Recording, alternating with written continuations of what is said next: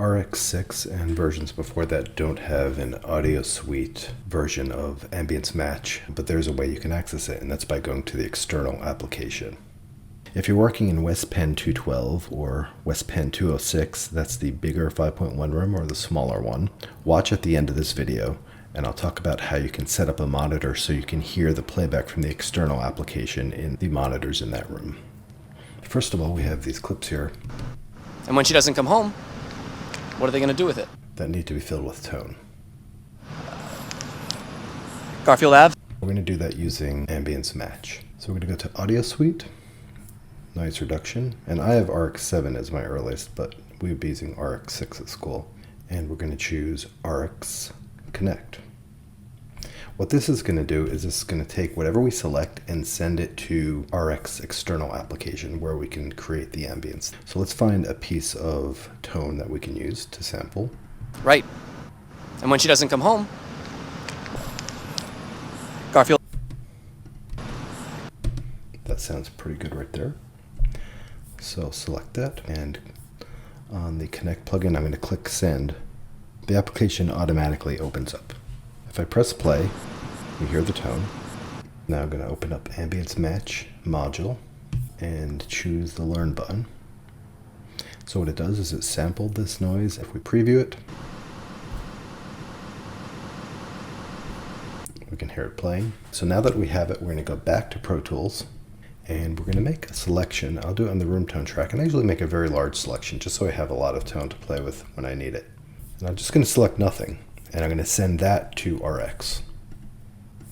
So right now we have this selection from Pro Tools, and I'm going to click Render on the Ambience Match module, and that will fill this long selection with our ambience. Now I'm going to choose the Send Back button, and it's going to send that tone that we just rendered in the RX Connect plugin. We still have our selection of that blank space that we sent to RX, and now I'm going to press Render, and it just rendered out in that whole selection the tone.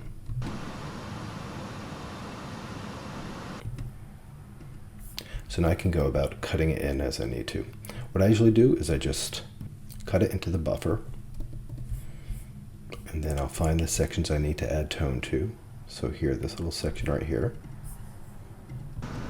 And when she doesn't come home, and I'll make a selection on the room tone track above it. And if you use the shortcut Option Command V, it pastes right into that selection. So I just took that long bit of room tone I had and just copied just what I needed. So create a fade, create a fade.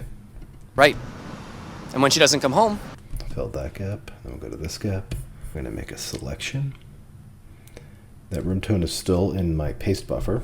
Option Command V, and I just pasted to the selection, create some fades, and I kind of have my fades not perfect, maybe a little more overlap.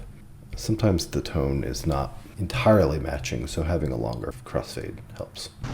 what are they going to do with it?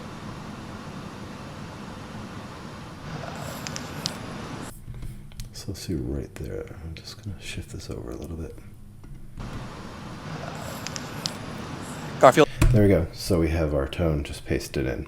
So if you're in West Pen 212 or West Pen 206, when you go to the external application of RX, you won't be able to hear the playback. The reason for that is because this is configured to playback through the Apple's built-in speakers, and the way things are connected in 212 and 206, audio is sent to the speakers through the Avid Omni interface. So in order to be able to hear the playback from the external standalone application in those rooms, you just have to do this extra step. In Pro Tools, we're going to create a new track, and this will be a new mono auxiliary input.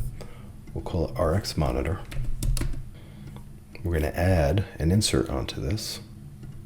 The insert we add is going to be RX7, in our case RX6 monitor. All this simply does is this connects to the external RX application. Right now it says disconnected, but we'll connect it now to the standalone application. Now we're in the standalone application. I'm going to go to Preferences, the Audio tab. Under Driver Type, we set to Core Audio right now. I'm going to click on that. I'm going to change it to RX Monitor.